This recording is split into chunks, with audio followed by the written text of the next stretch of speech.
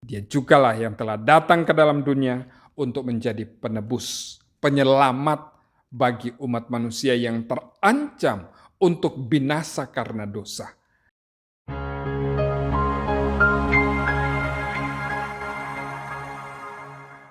Sola Gracia, jumpa lagi dengan saya Pendeta Audi Ngantung di dalam acara Gema Injil Anugerah. Saat ini kita menyiapkan waktu yang ada ini untuk bisa menikmati firman-Nya di dalam perenungan kita pada saat ini. Namun sebelumnya kita memohon tuntunan Tuhan. Kita berdoa. Kami datang kepadamu ya Tuhan, memohon tuntunan daripadamu, sehingga saat kami membaca firman-Mu kami boleh mengerti, menikmati berkat daripadamu, bahkan menikmati firman-Mu untuk menjadi penuntun di dalam hidup kami. Kami naikkan doa ini dalam nama Tuhan Yesus. Amin. Sahabat anugerah, pada saat ini kita akan membaca Alkitab yang saya ambil dari kitab Yesaya pasalnya yang ke-41, ayat yang ke-8 sampai dengan ayat yang ke-10, firman Tuhan berkata demikian. Tetapi engkau, hai Israel, hambaku, hai Yakub yang telah kupilih, keturunan Abraham yang kukasihi. Engkau yang telah kuambil dari ujung-ujung bumi, dan yang telah kupanggil dari penjuru-penjurunya. Aku berkata kepadamu, engkau hambaku.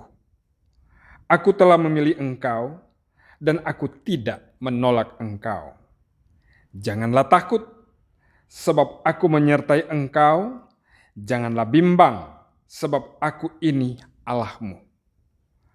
Aku akan meneguhkan, bahkan akan menolong engkau.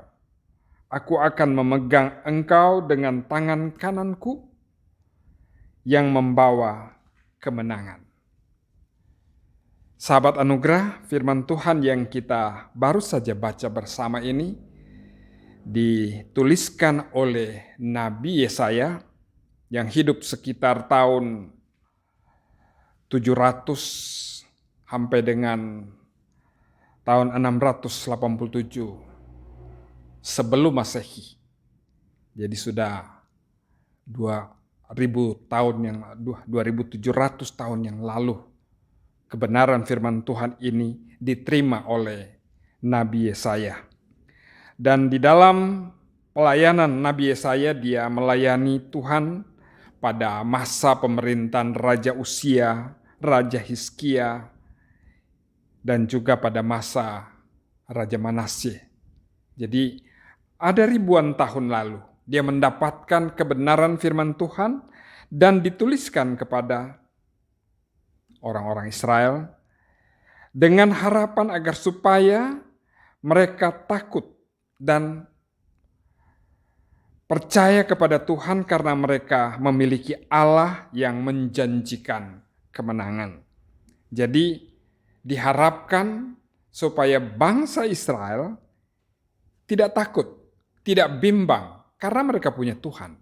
Mereka punya Allah yang menjanjikan kemenangan kepada mereka. Dimulai dengan pernyataan pertama, dikatakan bahwa tetapi engkau hai Israel hambaku. Dimulai dengan pernyataan bahwa Israel nama yang dimiliki oleh Yakub dan kemudian menjadi label bagi seluruh keturunannya, menjadi suatu bangsa yang dikenal sebagai bangsa Israel. Engkau hambaku, engkau yang telah kupilih dari keturunan Abraham yang kukasihi. Jadi di dalam bagian ini kita perhatikan bagaimana Israel itu disebutkan sebagai hamba Tuhan, sebagai hambaku, sebagai pilihan, dan juga dikasihi. Jadi suatu pernyataan yang memberikan penekanan bagaimana Allah sungguh mengasihi orang yang percaya, Allah sungguh mengasihi Yakub atau yang disebut sebagai Israel, atau yang disebut sebagai anak dari Abraham, Ishak, dan kemudian masuk ke Yakub. orang yang menjadi saluran penyataan atau bagaimana Tuhan menyatakan rancangannya bagi umat manusia, disebutkan mulai dari keberadaan para nenek moyang bangsa Israel yang mereka sebut sebagai Abraham, Ishak, dan Yakub. Allah yang mereka sembah inilah yang kemudian disembah, diyakini oleh bangsa Israel sebagai Allah yang menuntun mereka dalam seluruh kehidupan mereka. Allah yang mereka sebut Allah Abraham, Allah Ishak, dan Allah Yakub. Dan Allah yang sama itulah yang berkata bahwa Israel itu adalah hambanya, Yakub disebut juga sebagai pilihanku, Abraham adalah orang yang dikasihi. Bagaimana Tuhan memiliki hubungan yang harmonis dengan orang-orang yang mengasihi Dia. Yakub, Ishak, dan juga Abraham. Jadi di dalam pembacaan kita di sini sudah disebutkan bahwa engkau telah kupilih dari ujung-ujung bumi. Siapa mereka sebelumnya? Engkau yang telah kupilih dari ujung-ujung bumi, yang telah kupanggil dari penjuru-penjuru, aku berkata kepadamu, engkau hambaku. Aku telah memilih engkau dan aku tidak menolak engkau.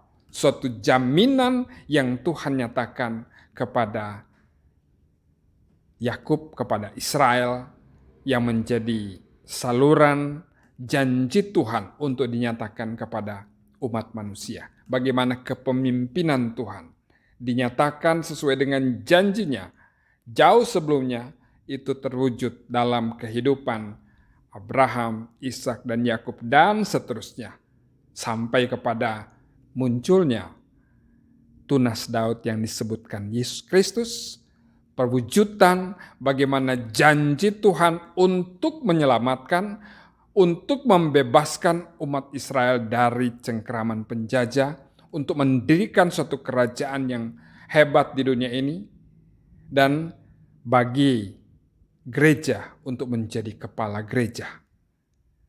Dia jugalah yang telah datang ke dalam dunia untuk menjadi penebus, penyelamat bagi umat manusia yang terancam untuk binasa karena dosa. Dosa yang menjadi penyebab manusia tidak dapat berhubungan memanggil Tuhan dengan baik, dengan benar, karena dosa menjadi penghalang bagi hubungan manusia dengan Allah.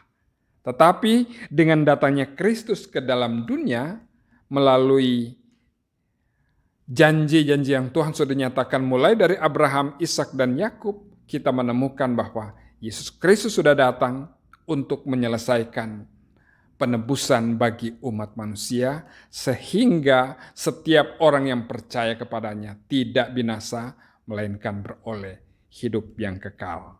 Jadi kepada Israel atau kepada Yakub disebutkan, engkau adalah hambaku. Aku tidak akan menolak engkau. Suatu janji yang dinyatakan sebagai jaminan bahwa orang yang percaya kepadanya berada di dalam pertolongan Tuhan, berada di dalam tuntunan Tuhan. Ayat yang ke-10 dikatakan, janganlah takut sebab aku menyertai engkau. Janganlah bimbang sebab aku ini Allahmu.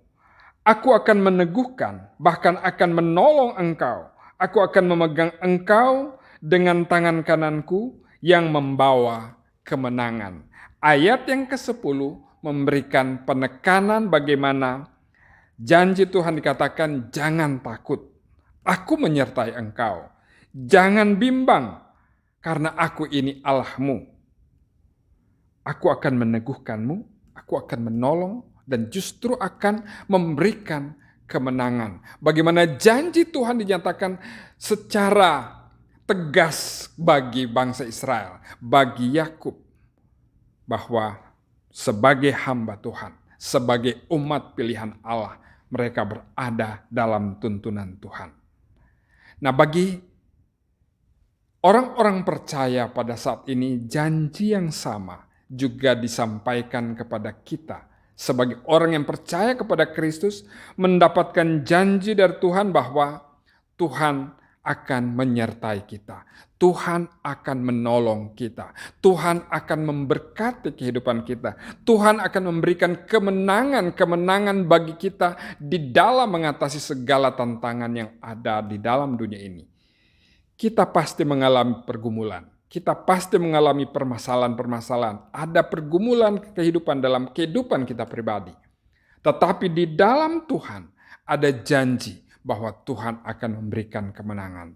Untuk itu, mari kita memiliki hubungan yang harmonis dengan Dia. Karena Dia berjanji, Dia akan menyertai, Dia akan melindungi, Dia akan menolong kita. Dia menjanjikan kepada kita sesuatu yang luar biasa karena kita sudah percaya kepadanya. Kita sudah menikmati karyanya, yaitu penyelamatan bagi semua orang berdosa. Kita yang sudah percaya kepadanya, kita memiliki hidup kekal. Tetapi berita ini bukan hanya untuk kita perlu sampaikan kepada orang lain, ceritakan pada orang lain bahwa di dalam Tuhan Yesus ada jaminan keselamatan. Di dalam Tuhan Yesus ada janji tentang pertolongan, ada janji tentang kemenangan yang Tuhan janjikan. Kiranya firman ini menjadikan kita semakin teguh, semakin kuat di dalam memuliakan Dia. Kita berdoa. Bapa dalam surga, terima kasih kami boleh membaca dan merenungkan firman-Mu, dan kami bersyukur karena ada janji kemenangan, pemeliharaan, bahkan pertolongan bagi kami dari hari ke hari. Terpuji nama-Mu Bapa, dalam nama Tuhan Yesus Kristus, Juru Selamat kami naikkan doa ini. Amin.